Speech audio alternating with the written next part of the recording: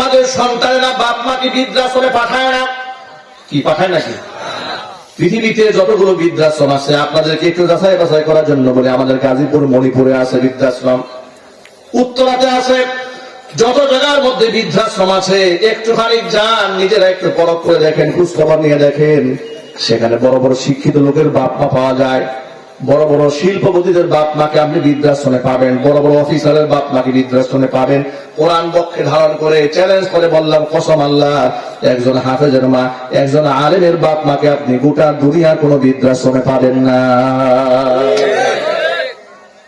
কেন বৃদ্ধাশ্রমে পাওয়া যায় না? হাফেজ কোরআনের বাপ মাকে শোনেন, হাফেজ কোরআন নয়, কোরআন থেকে শিক্ষা গ্রহণ করেছে। আল্লাহ রাব্বুল আলামিন বলে দিয়েছেন, ওয়াসাইনাল ইনসানা বিওয়ালিদাইহি হুসনা। দুনিয়ার সমস্ত সন্তানদেরকে আমি নির্দেশ দিয়েছি, সমস্ত মানুষদেরকে আমি নির্দেশ দিয়েছি, তারা যেন বাপ মা সাথে উত্তম আচরণ করে। জোরে বলেন সুবহানাল্লাহ। ওয়া ইন জাহাদাকা, বাপ মা যতক্ষণ পর্যন্ত বাপ মা যদি তোমাকে প্রেসার ক্রিয়েট করে, বল প্রয়োগ করে, লিতুশরিকাবি, আমি আল্লাহর সাথে শরীক স্থাপন করার জন্য, মা লাইসা লাকা বিহি ইলমুন, যে ব্যাপারে তোমার জ্ঞান নাই, ফালা তুতিউহুমা, এই ক্ষেত্রে বাপ মার কথা তুমি শুনবা না। কেন শুনবা না? শোনো, ইলাইয়া মারজিউকুম ফাউনাব্বিউকুম বিমা কুনতুম তা'মালুন, আমার দিকে তোমাদের সকলকে ফিরে আসতে হবে, তোমাদের কৃতকর্ম সম্পর্কে সেদিন আমি তোমাদেরকে সমস্ত সংবাদগুলো জানিয়ে দেব। আমার ভাইরা, এই আয়াতটা নাজিল হওয়ার একটা প্রেক্ষাপট আছে, যাকে তাফসীরের ভাষায় শানে নুজুল বলা হয়। কি বলা হয়? এই অপরভাবে একটু ভলিউম দেন না, আওয়াজ একটু বাড়ায় দেন, কথা বলতে কষ্ট হচ্ছে, এত কম আওয়াজ একটু বস করা যায়? একটু জোরে একটা আওয়াজ বাড়ান, যারা দূর থেকে কথা বলতে পারেন। বক্সে ভলিউম দেন, বক্সে ভলিউম দেন। এখানে যে কটা বক্স দিয়েছেন, যদি আপনি ঠিক মতো আওয়াজ দেন, মানুষ সব পালাই যাওয়ার কথা এতক্ষণে। ভলিউম দেন ভাইরা আমার। আল্লাহ পাক বললেন যে বাপ মার কথা মান্য করতে আমি মানুষদেরকে হুকুম করেছি, ওয়ার্ডার করেছি। প্রিয় ভাইরা, বলেন তো, বাপ মার কথা মান্য করা, তাদের খেদমত করা, তাদের সেবা করা সন্তানের জন্য সুন্নত, ওয়াজিব না ফরজ? সবাই বলেন, আবার বলেন, এটা মনে রাখবেন। আমার সম্পদে আমার বাবার কি পরিমাণ হক আছে, আপনি সন্তানের সম্পদে আপনার বাবার কতটুকু হক আছে। জাবের রাদিয়াল্লাহু তাআলা আনহুর একটা হাদিস আপনাদেরকে শোনায়। আপনাদের কষ্ট হচ্ছে ভাই? একটা হাদিস শুনলে আন্দাজ করতে পারবেন যে আমাদের পিতা মাতার কতটুকু হক রয়েছে আমার সম্পদে। জাবের রাদিয়াল্লাহু তাআলা আনহু বললেন, ইয়া রাসূল, জাবের রাদিয়াল্লাহু তাআলা আনহু থেকে বর্ণিত হাদিস, জনৈক ব্যক্তি এসে নবীজির কাছে তার পিতার নামে নালিশ করলো। কার নামে? বাবার নামে নালিশ করে বলছেন, ইয়া রাসূলুল্লাহ, আমার বাবা আমার পকেটে টাকা তাসাররুফ করে আমাকে জিজ্ঞেস না করেই, অথচ আমার সন্তান আছে, আমার স্ত্রী আছে, পরিবার পরিজন আছে, আমার বাবা আমার পকেটের টাকা খরচ করে আমার পারমিশন ছাড়া। আল্লাহর নবী সাল্লাল্লাহু আলাইহি ওয়াসাল্লাম যে জবাবটা দিয়েছিলেন, মৃত্যু পর্যন্ত এই জবাবটা মনে রাখবেন। হুজুর সাল্লাল্লাহু আলাইহি ওয়াসাল্লাম বললেন, আনতা ওয়া মালুকা লিওয়ালিদিকা, শুধু সম্পদ কেন, তুমি নিজে এবং তোমার সম্পদ সবকিছুই তোমার বাবার মালিকানার সম্পদ। সুবহানাল্লাহ। তুমি তো বলছো তোমার পকেটে টাকা খরচ করে, হুজুর বলেন, আনতা ওয়া মালুকা লিওয়ালিদিকা, তুমি এবং তোমার সম্পদ সবগুলো তোমার বাবা, যেভাবে খুশি তোমার বাবা সেভাবে খরচ করতে পারবেন। সুবহানাল্লাহ বলবেন না? ইসলাম বাপ মাকে এত উপরে স্থান দিয়েছেন।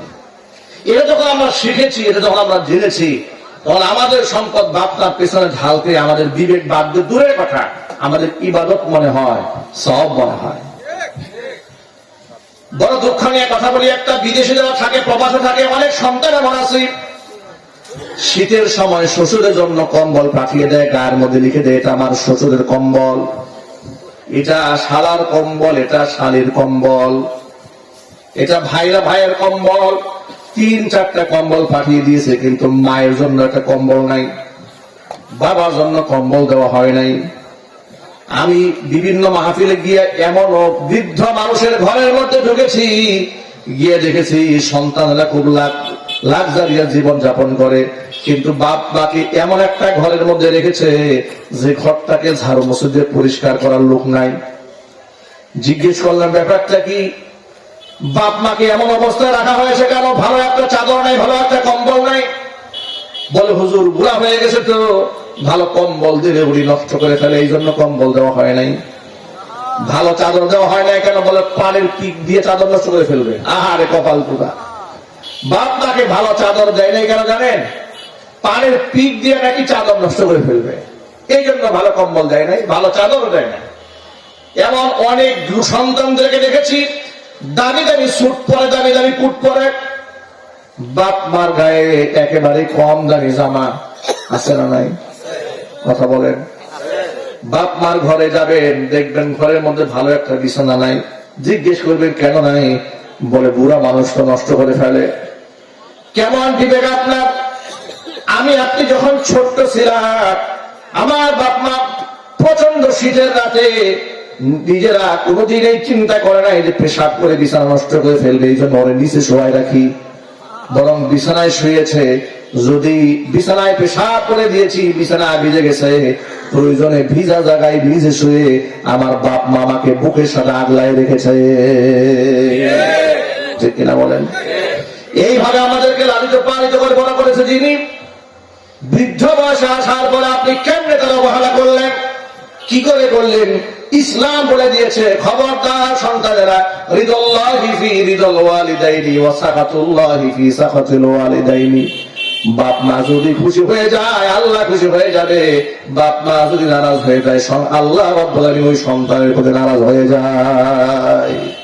যত হাজি হন আর গাজী হন না কেন, যত তাহাজ্জুদের নামাজ পড়েন আর আল্লাহ রাস্তায় দান করেন, বাবা মা যদি সঙ্গত কারণে নাই সঙ্গত কারণে আপনার উপর নারাজ হয়ে থাকে, বাপ মার সন্তুষ্টি যতক্ষণ পর্যন্ত না আসবে ততক্ষণ পর্যন্ত জাহান্নামের আগুন থেকে মুক্তি পাবেন না। সাবধান, ও সাবধান। যারা এখানে আসেন বাপ মা বেঁচে আছে, কাদের হাত দেখি তো, কাদের বাবা মা বেঁচে আছে? আমার মা আছে, বাবা নাই, দুনিয়া থেকে চলে গেছে। মাশাআল্লাহ, আল্লাহ যেন নেক হায়াত দারাজ করেন। বাবা মা দুনিয়া থেকে চলে গেছে কার কার? আল্লাহ তুমি আমাদের বাবা মাকে জান্নাতুল ফিরদাউসের সুউচ্চ মাকাম দান করো। হুজুর কোন আমিন। ইসলামে বড়দের বাবা এবং মায়েদের অনেক সম্মান রয়েছে, মনে রাখবেন সন্তানেরা।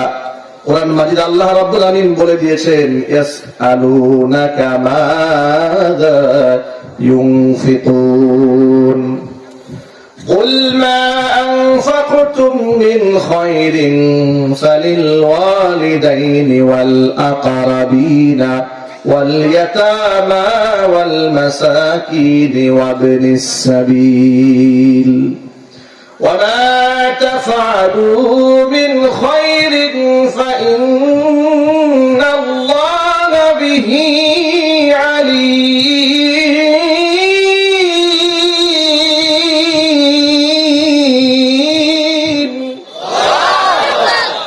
আল্লাহ পাক বলেন, আমার হাবিব ইয়াসআলুনাকা মাযা ইউনফিকুন, মানুষ জিজ্ঞেস করে কি খরচ করবে, আপনি বলে দিন কুল মা আনফাকতুম মিন খাইরিন, তোমরা হালাল কল্যাণকর যা কিছু খরচ করো না কেন, ফালিল ওয়ালিদাইনি, সবার আগে খরচ করবা বাপ মার পেছনে।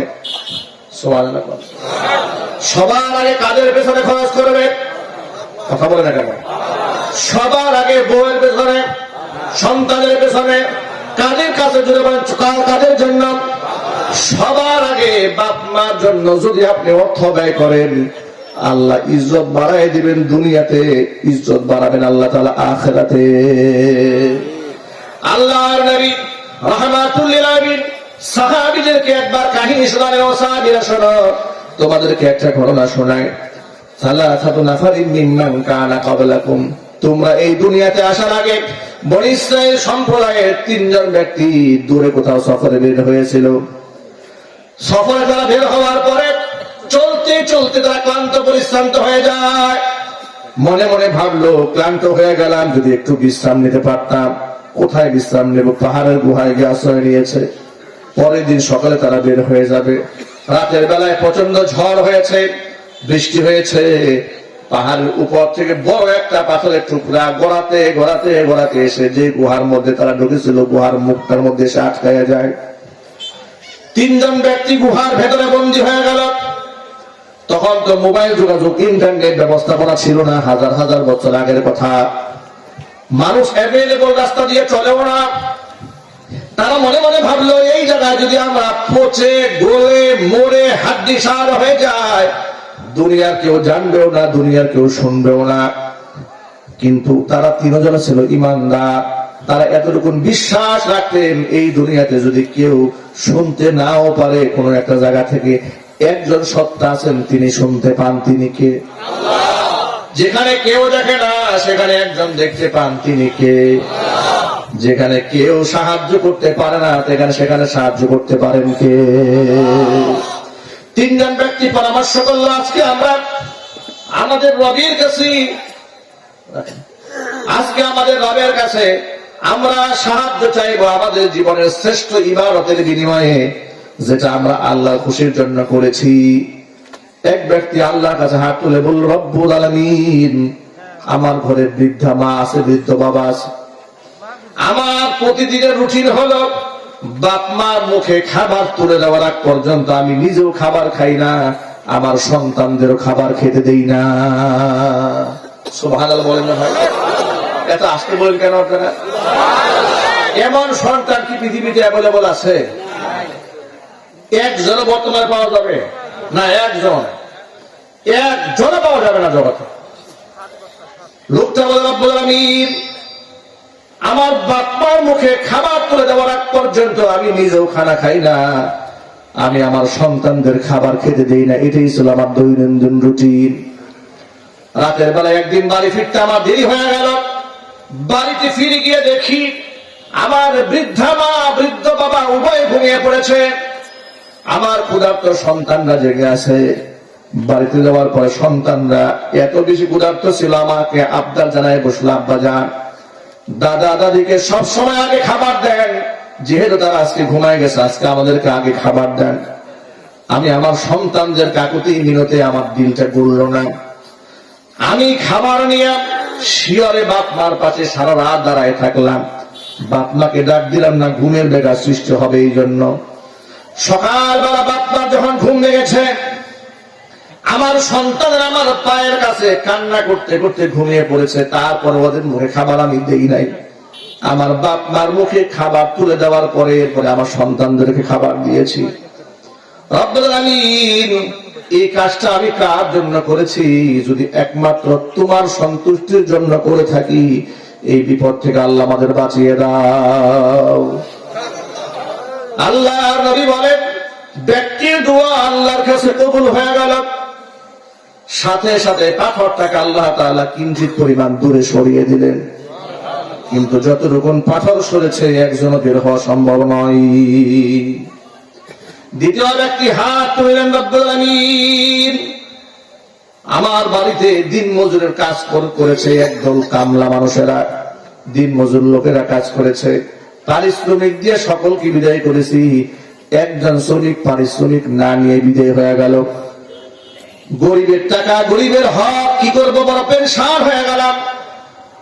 ওই টাকা দিয়ে ব্যক্তির নামে ছাগল কিনলাম, ছাগল থেকে বাচ্চা হলো বিক্রি করে গরু কিনলাম, গাড়ি কিনলাম, বাচ্চা হলো উট খরিদ করলাম। ধীরে ধীরে বিরাট অঙ্কের সম্পদের পাহাড় হয়ে গেল। দীর্ঘদিন পরে লোকটা এসেছে আমার বাড়িতে, এসে বলল, ভাইজান, আপনার কাছে আমার কিছু পাওনা দাওনা ছিল, টাকাগুলো আমার দিয়ে দেন। তখন ওই লোকটা বলে, রব্বুল আলামিন, আমি বললাম, এই প্রান্তরের মধ্যে যত ভেড়া বকরি দুম্বা দেখতে পাও সব তোমার ইনকামের টাকা নিয়ে যাও। লোকটা অবাক বিস্ময়ে আমাকে বলল, আতাস্তাহজিউ বি, তুমি কি আমার সাথে উপহাস করো নাকি? বলে, না, মোটেও উপহাস করি না, তোমার টাকা দিয়ে এগুলা করেছি, সব তোমারই হক নিয়ে যাও। রব্বুল আলামিন সব কিছু নিয়ে চলে গেল, কিছু রেখে যায় নাই। আল্লাহ, তুমি বলো আমি কার জন্য এটা করেছি? একমাত্র তোমার খুশির জন্য যদি করে থাকি, মেহেরবানি করে আজকের বিপদ থেকে আমাদেরকে উদ্ধার করে দাও। নবীজি বলেন, ব্যক্তি দোয়া করতে দেরি হয়েছে, কবুল হতে দেরি হয় নাই, সাথে সাথে কিঞ্চিত পরিমাণ পাথরটাকে আল্লাহ তাআলা একটুখানি দূরে সরাই দিলেন। কিন্তু যতটুকু সরেছে এখন একটু একটু আলো বাতাস ঢুকতে শুরু করেছে, তাদের প্রাণের সঞ্চার, তারা বাঁচবে একটা আশা সঞ্চারিত হয়েছে অন্তরের মধ্যে, কিন্তু একজনও বের হওয়া সম্ভব নয়। বাকি আছে একজন। আল্লাহর কাছে হাত তুলে বললেন, রব্বুল আমিন, আমার একজন সুন্দরী চাচাতো বোন ছিল, আমি যার প্রেমাসক্ত ছিলাম, যার প্রতি আমি খুব দুর্বল ছিলাম, বহুবার তাকে আমি কুপ্রস্তাব দিয়েছি কিন্তু রাজি হয় নাই। আমার সেই পরহেজগার বোনটি বিপদে পড়ে এলাকার মধ্যে দুর্ভিক্ষ দেখা দেওয়ার ফলে আমার কাছে সাহায্যের জন্য হাত বাড়িয়েছিল। তাকে বললাম, এতদিন পর্যন্ত যে প্রস্তাব দিয়েছিলাম, প্রস্তাবে তুমি রাজি হও নাই, ওই প্রস্তাবে যদি তুমি রাজি হয়ে যাও তাহলে অবশ্যই তোমাকে আমি 100 স্বর্ণ মুদ্রা দেব। আমার বোনটি বিপদে পড়ে জান বাঁচাবার জন্য, নিজের পরিবারের সদস্যদের মুখে হাসি ফোটাবার জন্য, ক্ষুধা নিবারণের জন্য রাজি হয়ে গেল। 100 স্বর্ণ মুদ্রা তাকে আমি দিয়ে দিলাম। নির্ধারিত সময়ে ওই বোনটির কাছে আমি গেলাম। হাদিস শরীফের মধ্যে তিনি বলেছেন, আমি যখন আমার বোনকে স্পর্শ করলাম, কোন কোন বর্ণনার মধ্যে এসে ফাইদা জালাস্তু বাইনা রিজলাইহা, যখন আমি তার উরুর মাঝখানে বসে পড়লাম, এমন সময় আমার বোনটি আমাকে বলল, ভাই, আল্লাহকে ভয় করো, জাহান্নামের আগুনকে তুমি ভয় করো। বিবাহ বহির্ভূত অবৈধ যৌন মিলন আল্লাহ তাআলা হারাম করেছেন, হারামকে তুমি হালাল করো না, আল্লাহকে ভয় করো। আমার বোনটি যখন এই কথা বলেছে, রব্বুল আলামিন, সাথে সাথে আমি সেখান থেকে চলে এসেছি। পৃথিবীর কেউ জানে না এই খবর, একমাত্র তুমি জানো। রব্বুল আলামিন তাকে যে টাকাগুলো নিয়ে দিয়েছিলাম সেটাও ফিরাই নেই নাই। তাহলে তুমি বলো, একমাত্র তোমার ভয়ে, জাহান্নামের আগুনের ভয়ে যদি আমি কাজটা করে থাকি, মেহেরবানি করে আজকের বিপদ থেকে আল্লাহ তুমি আমাদেরকে উদ্ধার করো। আল্লাহ নবী বলেন, বাসটা দোয়া করতে দেরি হলো, কবর হলে দেরি হলো না, সাথে সাথে আল্লাহ তাআলা পাথরটাকে পরিপূর্ণ সরাইয়া 3 জন ব্যক্তির জন্য মুক্তির পথ বের করে দিলেন। জোরে বলুন সুবহানাল্লাহ। যুবক ভাইরা আমার, বাবা মার সেবা করে শুধুমাত্র পরকালে নাজাত আর মুক্তির ফয়সালা হবে তা নয়, বাবা মাকে এই দুনিয়াতে প্রাধান্য দিলে দুনিয়াতেও ইজ্জত সম্মান আছে না নাই? দুনিয়া বিপদ থেকে আল্লাহ তাআলা আপনাদেরকে হেফাজত করবেন, আমাদেরকে রক্ষা করবেন। এই জন্য বাপ মার প্রাধান্য দুনিয়ার মধ্যে সবচাইতে আগে। আল্লাহ যেন কথাগুলো বুঝার তৌফিক দান করেন। জোরে কোন আল্লাহুম্মা আমিন। মাকে ভালোবেসে এই পৃথিবীতে হয়েছে যারা আজ ধন্য, পৃথিবীর সব সুখ আল্লাহর সন্তোষ শুধু তারই জন্য। মাকে ভালোবেসে এই পৃথিবীতে হয়েছে যারা আজ ধন্য, পৃথিবীর সব সুখ আল্লাহর সন্তোষ শুধু তারই জন্য। বায়েজিদ বোস্তামি খোদার হলো কত প্রিয়, সে যে মার ভালোবাসা দুয়ার কারণে জেনে নিও। বায়েজিদ বোস্তামি খোদার হলো কত প্রিয়, সে যে মার ভালোবাসা দুয়ার কারণে জেনে নিও। মার ভালোবাসা পেলে খোদার রহম মেলে, মার ভালোবাসা পেলে খোদার রহম মেলে। হবে তুমি জগৎ অনন্য, পৃথিবীর সব সুখ আল্লাহর সন্তোষ শুধু শুধু তারই জন্য। মাকে ভালোবেসে এই পৃথিবীতে হয়েছে যারা আজ ধন্য, পৃথিবীর সব সুখ আল্লাহর সন্তোষ শুধু তারই জন্য। পৃথিবীর সব সুখ আল্লাহর সন্তোষ শুধু তারই জন্য।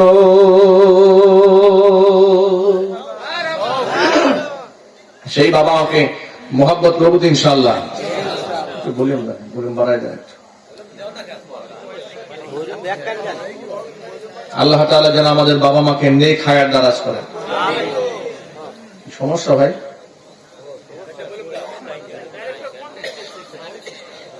বললাম দেন আরো দেন। প্রিয় ভাইয়ের আমার, সুতরাং বাপ মাকে সেবা করে, বাপ মার মোহাব্বত জুগিয়ে, বাপ মাকে শ্রদ্ধা করে শুধু পরকালীন মুক্তি হবে তা নয়, দুনিয়ার বিপদ থেকে আল্লাহ তাআলা বাঁচাই দিবেন। এই কথাটাকে আমাদের সকলের মনে থাকবে ভাই ইনশাআল্লাহ। আল্লাহ রসুলের পরে এই দুনিয়াতে সবচেয়ে বেশি সম্মানিত ব্যক্তি আমার আপনার কাছে কারা? একটু যদি বলেন না ভাই। নাকি কোন পীর সাহেব, কোন বুজুর্গ, কোন মাজারের দরবারের পীর? বাবা মা এই পৃথিবীর সবচেয়ে বড় পীর, ঠিক কিনা বলেন? পীর সাহেবের দোয়া কবুল হবে গ্যারান্টি আছে? বক্তার দোয়া কবুল হবে গ্যারান্টি আছে? বাপ মার দোয়া কবুল হওয়ার গ্যারান্টি আছে। সুবহানাল্লাহ, আল্লাহু আকবার বলেন। আপনার বাপ মা যদি বেনামাজিও হয়, যদি আপনার বাবা মা বেনামাজিও হয়, আপনার জন্য আপনার বাপ মার দোয়া 100% কবুল। সুতরাং বাপ মার সাথে খারাপ ব্যবহার করার কোনো সুযোগ নাই। আপনাদেরকে একটা কথা বলি, এই বাংলাদেশে আমি গোটা দেশ ঘুরে আমার একটা এক্সপিরিয়েন্স হয়েছে। অনেক লম্বা সময়, 16 থেকে 17 বছর এই মাঠে আমি কথা বলি। আমি দেখেছি বাংলাদেশ ঘুরে, এলাকার রিপোর্ট শুনেছি, বাপ মাকে ভাত না দিয়ে, তাদের খোঁজ খবর না দিয়ে পীরের জন্য জান কুরবান। এমন লোক আছে না নাই? পীরের বাড়িতে গরু নিয়ে যায়, ছাগল নিয়ে যায়, হাদিয়া নিয়ে যায়, বাপ মা না খায়, খবর নাই। আছে না নাই? ফায়দা নাই। কসম আল্লাহর, পীর সাহেব আপনার জীবনের কিচ্ছু করে দেবেন। আপনি এমন বিশ্বাস রাখেন যে পীর সাহেব কবর থেকে আমার তকদির বদলায় দেবে, তাহলে তো আপনার ইমানই শেষ, ঠিক কিনা? লোকেরা পীরের কবরে সেজদা দেয়, মাজারে গিয়ে সাহায্য চায়, আল্লাহ সন্তান দাও, সন্তান হয় না, আল্লাহ ছেলে দাও। এটা আল্লাহর কাছে না আছে, পীরের কাছে গিয়ে চায়। পীরের কাছে গিয়ে বলে, বাবা একটা ছেলে দাও, বাবা তুমি একটা মেয়ে দাও, বাবা আমার ব্যবসায় বরকত দাও। আমি এক দোকানে দেখি পীর সাহেবের ছবি ল্যামিনেটিং করে বাঁধাই করে দোকানে ঝুলাই রাখছেন, এরপরে ফুলের মালা দিয়েছে। আমি জিজ্ঞেস করলাম, আচ্ছা ভাই আপনি এটা কেন রাখছেন? ছবি লটকানো হালাল না হারাম? আপনি কেন লটকাইছেন? বলে পীর সাহেবের ছবি লটকায় রাখছে যাতে পীরের তাওয়াজ্জু ব্যবসায় থাকে, যাতে করে ব্যবসায় আল্লাহ বরকত দান করে। ঘৃণা সারে কর নাউজুবিল্লাহ। এটা ঈমান না শিরক? চিল্লায় বলেন। এটা মুসলমান কোন কাজ করতে পারে? এই মদ আকীদা এদেরকে শেষ করে দিচ্ছে। এটা গ্রামগঞ্জ পর্যন্ত ভাইরাস ছড়িয়ে পড়েছে, মহিলারা পর্যন্ত বাসে ভরে ভরে পীর সাহেবের দরবারে যাচ্ছে, কথা বলে, নাচতেছে, লাফালাফি করছে, জিকির করছে। তারা বলে আমাদের তরিকতের ভাই। আহা, আমি গোটা দেশ ঘুরে দেখলাম, সন্তান না হলে লোকেরা মাজারে যাচ্ছে, পীরের কদমে সেজদা দিচ্ছে।